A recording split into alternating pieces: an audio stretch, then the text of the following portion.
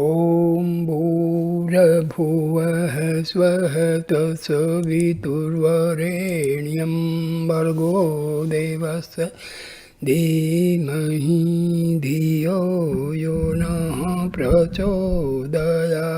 ॐ शान्ति शान्ति शान्तिः।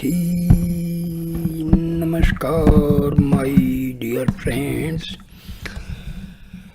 I am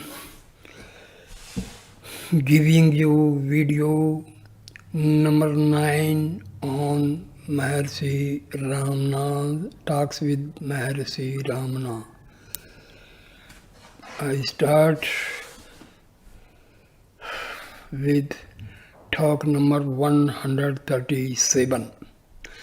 Lakshmana Brahmachari of Sri Ramakrishna Mission asked, can one imagine oneself as witness of the thoughts?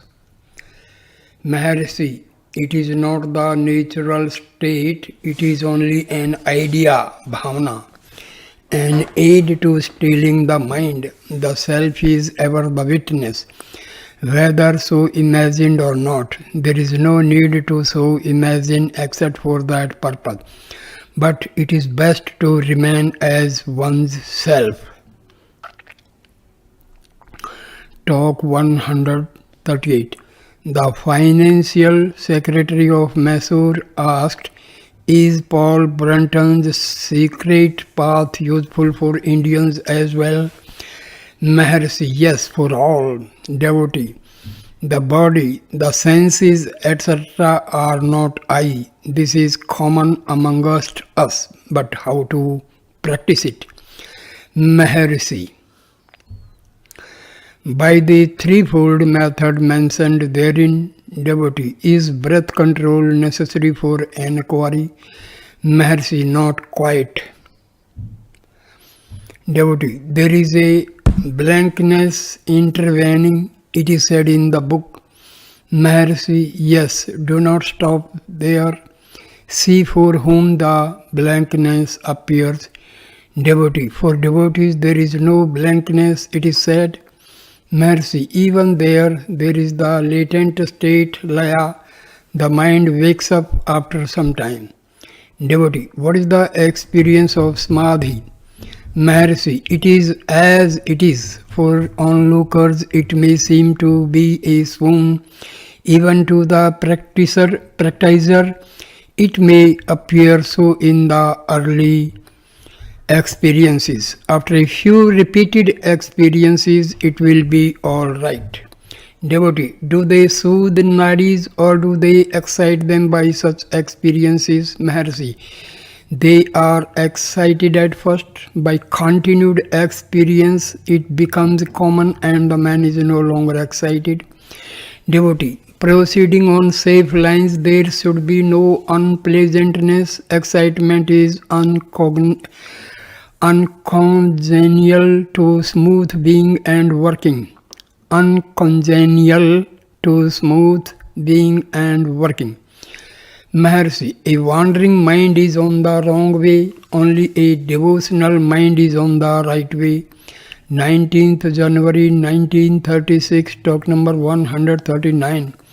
Mr. Ellappa Chettiar, a member of the Legislative Council from Salem, asked, is it enough to introvert the mind or should we meditate on I am Brahma? Maharshi, to introvert the mind is the prime thing. The Buddhists consider the flow of I thought to be liberation, whereas we say that such flow proceeds from its underlying substratum, the only reality.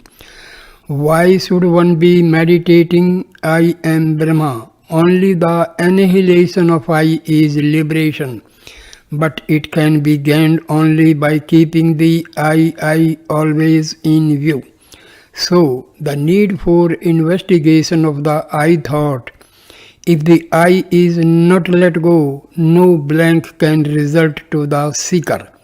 Otherwise, meditation will end in sleep.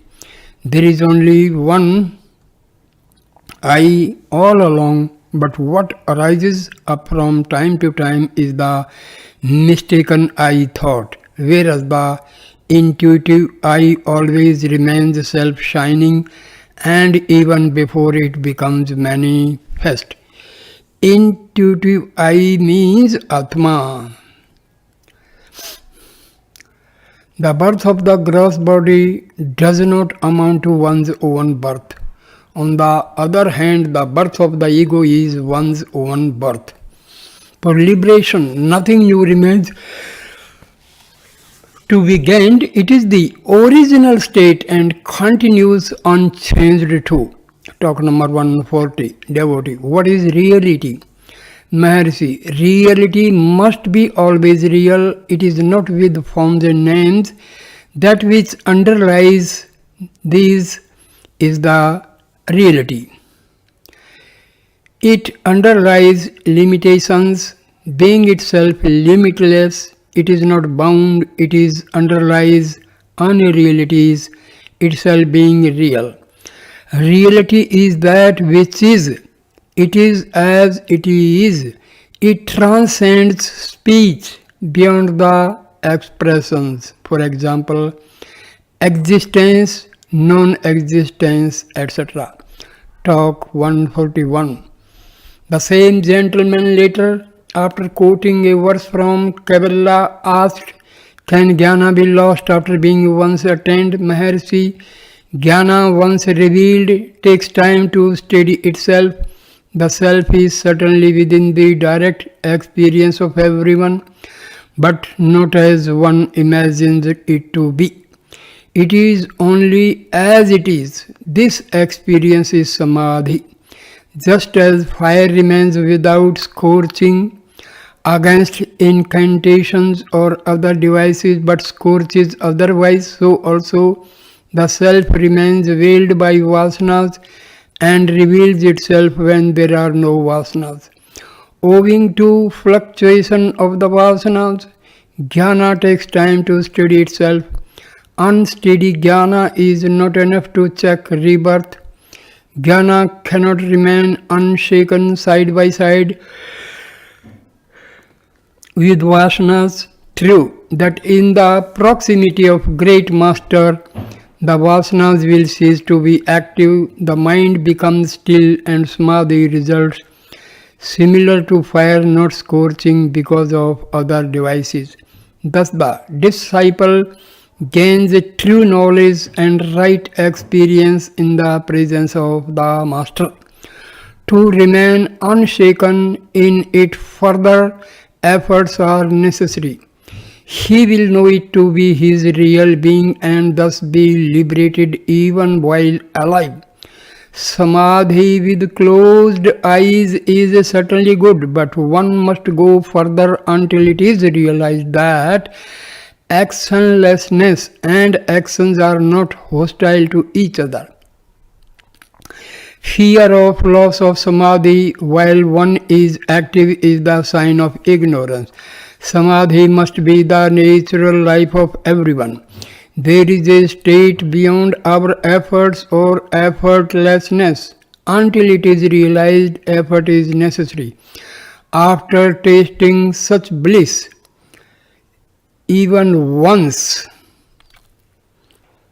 one will repeatedly try to regain it. Having once experienced the bliss of peace, no one would like to be out of it or engaged himself otherwise. It is as difficult for a jnani to engage in thoughts as it is for an ajnani to be free from thought. The common man says that he does not know himself. He thinks many thoughts and cannot remain without thinking. Any kind of activity does not affect a jnani. His mind remains ever in eternal peace. 20th January 1936, talk number 142. Mr. Prakasa Rao from Bezawada, does not illusion become inoperative even before identity with Brahma results? Brahma Akaravirti, or does it persist even afterwards? Maharshi, Illusion will not persist after vasanas are annihilated. In the interval between the knowledge of the identity and annihilation of vasanas, there will be illusion. Devotee, how can the world influence a man even after identity with Brahma? Maharshi, first do it and see. You can then raise this question if necessary. Devotee, can we know it in the same way as we know our identity? Maharshi, are you different from the mind? How do you expect it to be known? Devotee, can the full scope of the Chitta Vilasa be known? Maharshi, oh, is this the identity of Brahma? Ignorance vanishing, the residue reveals itself. It is experience, not in the category of knowledge. 23rd January 1936, talk number 143. Mr. P. Brunton asked Sri Bhagwan if the hill here is hollow. Maharshi, the Puranas say so. When it is said that the heart is a cavity, penetration into it proves it to be an expanse of light. Similarly, the hill is one of light. The caves, etc., are covered up by the light. Devotee, are there caves inside? Maharshi, in visions I have seen caves, cities with streets, etc., and a whole world in it. Devotee, are there siddhas too in it? Maharshi, all the siddhas are reputed to be there. Devotee, are there only siddhas or others also? Maharshi, just like this world. Devotee, siddhas are said to be in the Himalayas. Maharshi, Kailas is on the Himalayas. It is the abode of Shiva, whereas this hill is Shiva himself. All the paraphernalia of his abode must also be where he himself is. Devotee, does Bhagwan believe that the hill is hollow, etc.? Maharshi, everything depends on the viewpoint of the individual. You yourself have seen hermitages, etc. on this hill in a vision. You have described such in your book. Devotee, yes, it was on the surface of the hill. The vision was within me. Maharshi, that is exactly so. Everything is within one's self. To see the world, there must be a spectator. There could be no world without the self. The self is all comprising. In fact, self is all. There is nothing besides the self. Devotee, what is the mystery of this hill? Maharshi, just as you have said in secret Egypt, the mystery of the pyramid is the mystery of the self. So also the mystery of this hill is the mystery of the self. Major Chadwick, I do not know if the self is different from the ego. Maharshi, how were you in your deep sleep? Devotee, I do not know. Maharshi, who does not know? Is it not the waking of self? Do you deny your existence in your deep sleep? Devotee, I was and I am, but I do not know who was in deep sleep. Maharshi, exactly. The man awake says that he did not know anything in the state of sleep. Now he sees the objects and knows that he is there. Whereas in deep sleep there were no objects, no spectator, etc. The same one who is now speaking was in deep sleep also. What is the difference between these two states? There are objects and play of senses now which were not in sleep. A new entity, the ego, has risen up in the meantime. It plays through the senses, sees the objects, confounds itself with the body, and says that the self is the ego. In reality, what was in deep sleep continues to exist now too. The self is changeless. It is the ego that has come back to win. That which rises and sets is the ego. That which remains changeless is the self. The most important point. Self is changeless. Ego is ever changing. So during sleep, ego was absent, self was there, self is during sleep, self is there, present during dream, self is there in the waking state. So, in deep sleep, there is self, but ego is absent. So, we have to remember this thing. Talk number 144. Mr. Prakasara, what is the root cause of Maya? Maharishi puts a counter question, what is Maya? Devotee, Maya is wrong knowledge, illusion. Mercy, for whom is the illusion? There must be one to be deluded. Illusion is ignorance. The ignorant self sees the objects according to you. When the objects are not themselves present, how can Maya exist? Maya is Yama. Maya is what is not. What remains over is the true self. If you say that you see the objects, or if you say that you do not know the real unity, then are there two selves? One the knower and the other the knowable object. No one will admit of two selves in himself. The awakened man says that he himself was in deep slumber but not aware. He does not say that the sleeper was different from the present one. There is only one self. That self is always aware. It is changeless. There is nothing but the self. Devotee, what is the astral body? Mercy, do you not have a body in your dream? Is it not different from the recumbent body on the bed? Devotee, do we survive after death? Does the astral body outlive physical death? Mercy, just as in dreams, you wake up after several novel experiences, so also after physical death another body is found, and so on. Devotee, they say that the astral body lives for 40 years after death. Mercy, in the present body you say the dream body is astral. Did you say so in the dream body? What is astral now would appear real then? The present body itself is astral according to that viewpoint. What is the difference between one astral body and another? There is no difference between the two. Mr.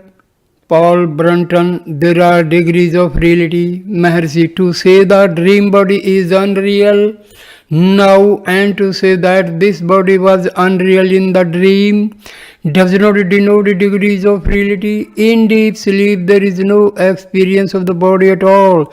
There is always only one, and that is the self. Talk number 145.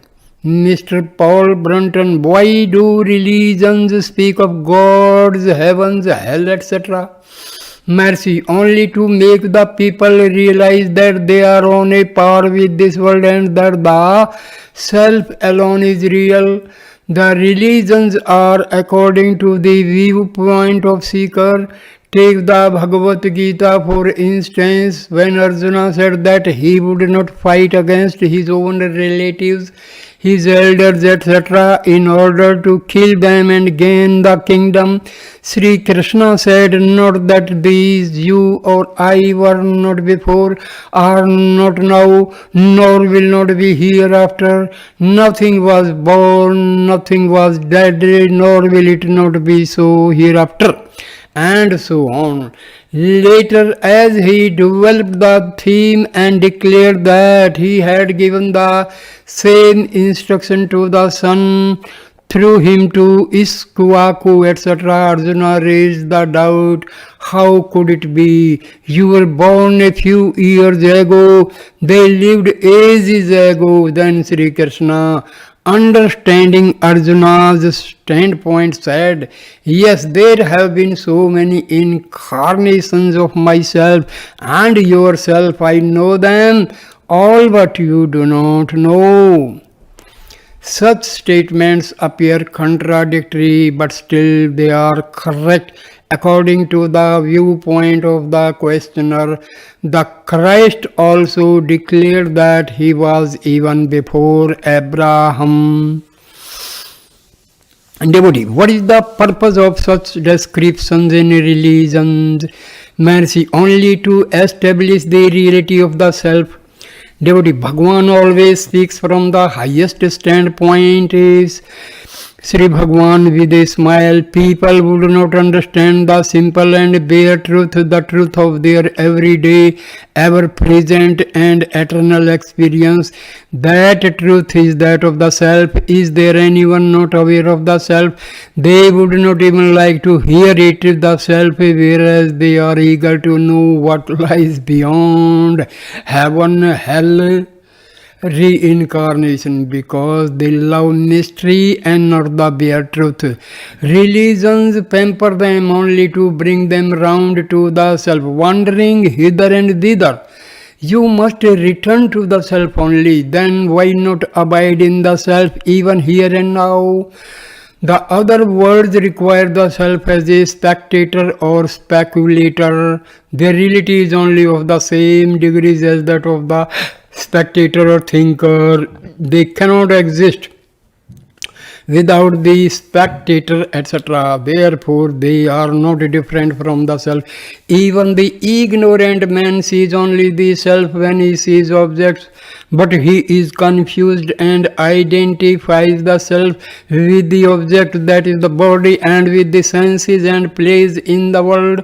Subject and object all merge in the self. There is no seer nor object seen. The seer and seen are the self. There are not many selves either. All are only one self. 26th January 1936, talk number 146. In reply to Miss Leena Sarabhai, a cultured Indian lady of high rank, Sri Bhagwan said, the state of equanimity is the state of bliss. The declaration in the Vedas, I am this or that, is only an aid to gain equanimity of mind. Devotee, so it is wrong to begin with a goal, is it? Maharshi, if there be a goal to be reached, it cannot be permanent. The goal must already be there. We seek to reach the goal with the ego, but the ego exists before the ego. What is in the goal is even prior to our birth, that is, to the birth of the ego. Because we exist, the ego appears to exist too. If we look on the self as the ego, then we become the ego. If as the mind, we become the mind. If as the body, we become the body. It is the thought which builds up seeds in so many ways. The shadow on the water is found to be shaking. Can anyone stop the shaking of the shadow? If it should cease to shake, you would not notice the water but only the light. Similarly, to take no notice of the ego and its activities, but see only the light behind, the ego is the I thought, the true I is the self. Devotee, it is one step to realization. Mercy, realization is already there. The state free from thoughts is the only real state. There is no such action as realization. Is there anyone who is not realizing the self? Does anyone deny his own existence? Speaking of realization, it implies two selves, the one to realize, the other to be realized. What is not already realized is sought to be realized. Once we admit our existence, how is it that we do not know ourselves? Devotee, because of the thoughts, the mind, Mercy, quite so. It is the mind that stands between and veils our happiness. How do we know that we exist? If you say because of the world around us, then how do you know that you existed in deep sleep? Devotee, how to get rid of the mind? Maharshi, is it the mind that wants to kill itself? The mind cannot kill itself. So your business is to find the real nature of the mind. Then you will know that there is no mind. When the self is thought, the mind is nowhere. Abiding in the self, one need not worry about the mind. Devotee, how to get rid of fear? Mercy, what is fear? It is only a thought. If there is anything besides the self, there is reason to fear. Who sees the second anything external? First, the ego arises and sees objects as external.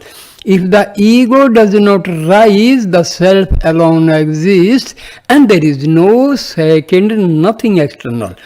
For anything external to oneself implies the seer within.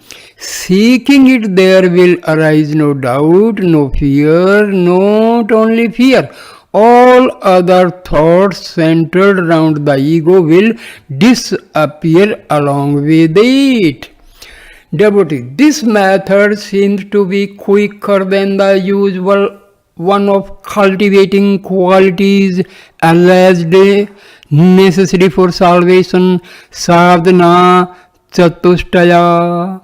Mercy, yes, all bad qualities center around the ego. When the ego is gone, realization results by itself. There are neither good nor bad qualities in the self. The self is free from all qualities. Qualities pertain to the mind only. It is beyond quality. If there is unity, there will also be duality. The numeral one gives rise to other numbers. The truth is neither one nor two, it is as it is. Devotee, the difficulty is to be in the thought-free state. Maharshi, leave the thought-free state to itself. Do not think of it as pertaining to you. Just as when you walk, you involuntarily take steps, so too in your actions. But the thought-free state is not affected by your actions. Devotee, what is that? It's discriminative in action. Maharshi, discrimination will be automatic, intuitive. Devotee, so intuition alone matters. Intuition dwells also. Maharshi, those who have discovered great truths have done so in the still depths of the self. The ego is like one's shadow thrown on the ground. If one attempts to bury it, it will be foolish. The self is only one. If limited, it is the ego. If unlimited, it is infinite and is the reality. The bubbles are different from one another and numerous, but the ocean is only one. Similarly, the egos are many, whereas the self is one and only one. When told that you are not the ego, realize the reality. Why do you still identify yourself with the ego? It is like saying, don't think of the monkey while taking medicine. It is impossible. Similarly, it happens with common folk. When the reality is mentioned, why do you continue to meditate Shivoham or Aham Brahmasmi?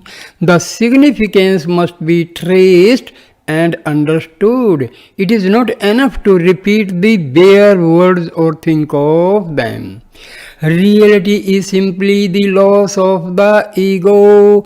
Destroy the ego by seeking its identity. Because the ego is no entity, it will automatically vanish and reality will shine forth by itself. This is the direct method. Whereas all other methods are done only retaining the ego. In those paths there arise so many doubts and the eternal question remains to be tackled finally. But in this method, the final question is the only one and it is raised from the very beginning. No sadhanas are necessary for engaging in this quest. There is no greater mystery than this, which ourselves being the reality, we seek to gain reality. We think that there is something hiding our reality and that it must be destroyed before the reality is gained. It is ridiculous. A day will dawn when you will yourself laugh at your past efforts. That which will be on the day you laugh is also here and now. Devotee, so it is a great game of pretending, Maharshi. Yes, in Yoga Vasishtha it is said, what is real is hidden from us, but what is false is revealed as true. We are actually experiencing the reality only, still we do not know it. Is it not a wonder of wonders? The quest, who am I, is the axe with which to cut off the ego. Talk number 147. In answer to a Kenri's sannyasi, Sri Bhagwan said, there are different grades of mind. Realization is of perfection. It cannot be comprehended by the mind. Sarvajnanavata, the state of all knowing, is to be Sarvam, the all. The all pertains only to the mind. The known and unknown together form the all. After transcending the mind, you remain as the self. The present knowledge is only of limitation. That knowledge is unlimited. Being so, it cannot be comprehended by this knowledge. Cease to be a knower, then there is perfection. 27th January 1936. Talk number 148. A Gujarati gentleman said that he was concentrating on sound, nada, and desired to know if the method was right. Mercy, meditation on nada is one of the several approved methods. The adherents claim a very special virtue for the method. According to them, it is the easiest and the most direct method. Just as a child is lulled to sleep by lullabies, so nada soothes the one to the state of samadhi. Again, just as a king sends his state musicians to welcome his son on his return from a long journey, so also nada takes the devotee into the Lord's abode in a pleasing manner. Nada helps concentration. After it is felt, the practice should not be made an end in itself. Nada is not the objective, the subject should firmly be held, otherwise a blank will result. Though the subject is there even in the blank, he would not be aware of the cessation of nada of different kinds. In order to be aware even in that blank, one must remember his own self. Nada upasana, meditation on sound, is good. It is better if associated with investigation vichara. In that case, the nada is made up of chinmaya and also tanmaya, of knowledge and of self. Nada helps concentration. 28th January 1936, talk number 149. In reply to a sadhu who asked if bhakti consisted in forgetting the body, etc., Sri Bhagwan said, "What do you care for the body? Practice bhakti and don't worry about what happens to the body." Talk number 150. Mrs. and Mr. Kelly, an elderly couple from America, and others of their company desire to know what they should do to gain concentration in face of discomforts of sitting and the sting of mosquitoes, etc. Mercy. The discomforts will not worry you if your concentration is right. Do not mind the discomforts. Keep your mind steady in meditation. If you have not the strength and endurance to bear mosquito stings, how do you hope to gain realization of the self?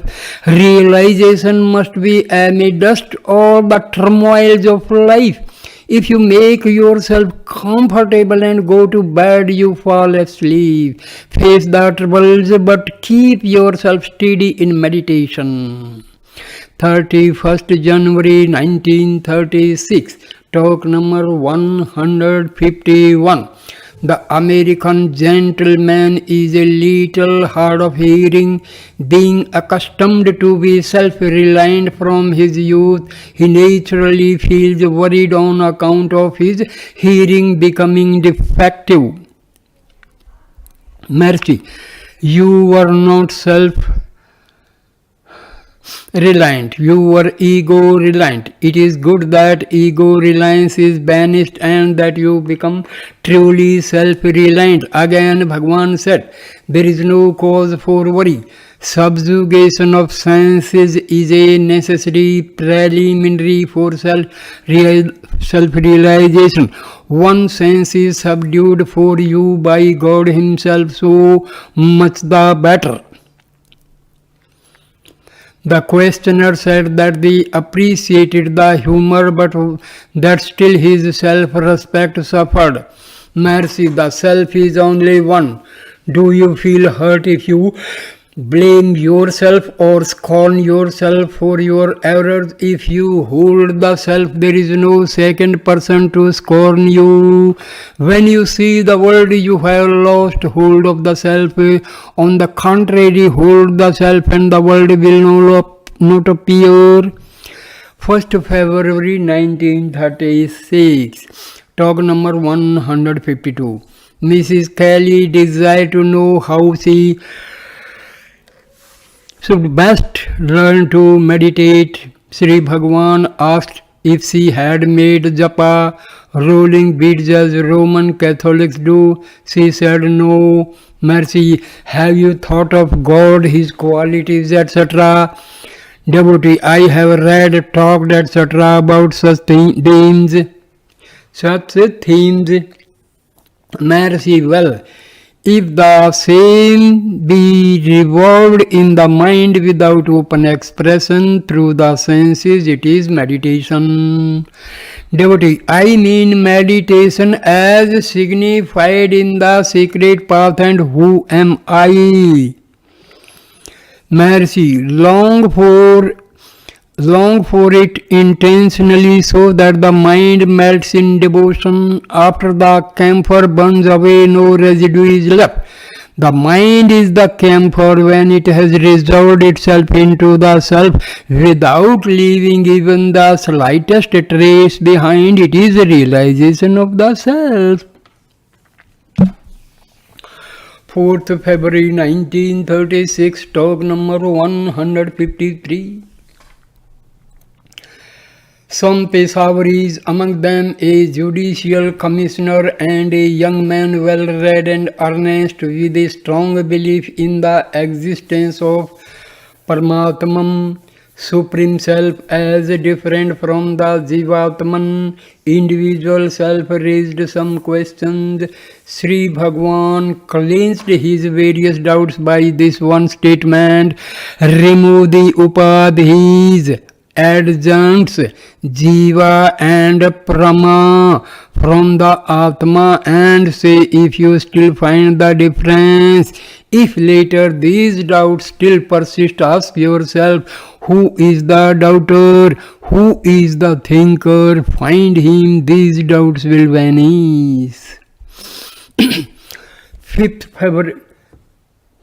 February 1936, talk number 154. The next day he asked about pranayama.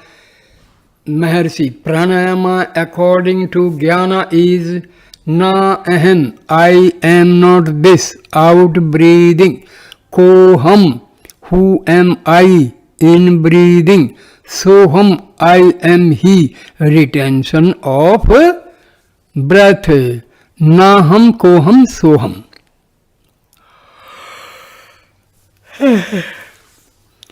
This is vichara. This vichara brings about the desired results. For one not so advanced as to engage in it, some meditation brings about suspension of breath and the mind ceases to be restless. Control of mind spontaneously affects control of breath. Rather, kevala kumbhaka, spontaneous retention of breath without attention to inhalation or exhalation results.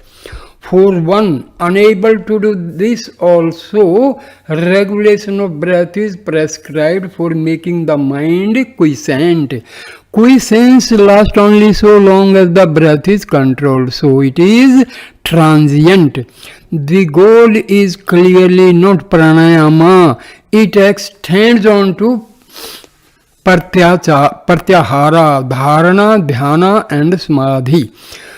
Those stages deal with control of mind. Such control becomes easier for the man who had earlier practiced pranayama.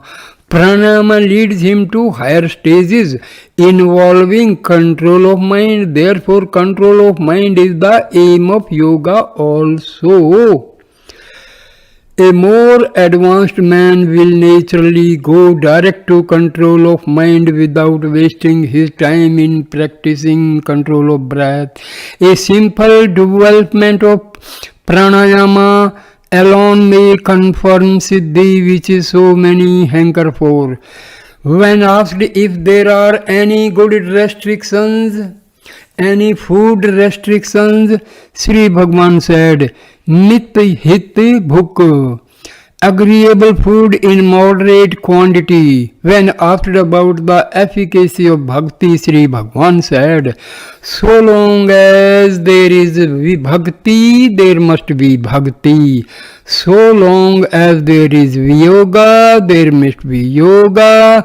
So long as there is duality, there must be God and devotees. Similarly, also in vichara, so long as there is vichara, there is duality too, but merging into the source, there is unity only. So it is with bhakti too. Realizing the God of devotion, there will be unity only. God too is thought of in and by the self. So God is identical with the self. If one is told to have bhakti for God and he does so straightway, it is all right. But there is another kind of man who turns around and says there are two, I and God. Before knowing the far of God, let me know the more immediate and intimate I. For him the vichara marg has to be taught.